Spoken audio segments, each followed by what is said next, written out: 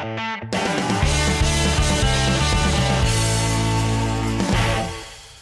guys, welcome to the channel Silverstone's POV.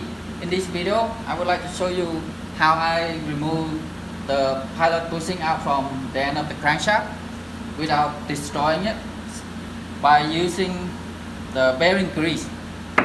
So the other way you can remove by using the chisel to cut top, bottom or pry it out to destroy it, but this one the fastest way and I would say quick and easy.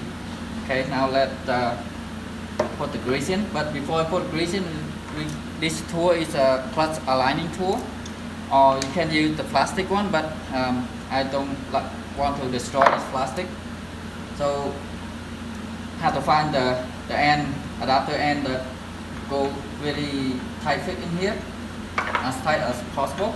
So put the grease, fill this hole with the grease, and just like that. And you should have safety glasses on, because sometimes the grease is fast out. And the other thing that I want to use is the rag, so I can try to hold on with the rag right here, so when the grease is fast out, it's not went everywhere. Use the rubber hammer so not damage the tool.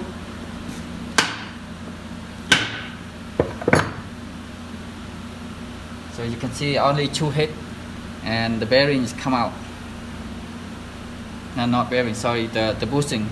Or sometimes in the end of the crankshaft it's a pilot bearing like this. It also can remove it the same way. Yeah. So the grease that I fill up in there, when I tap this one, it make the pressure that went in and pushed it out the bushing. Yeah. So now this one is in piece, so I can reuse it if it's still good, like it's not too loose on the end of the shaft on the transmission.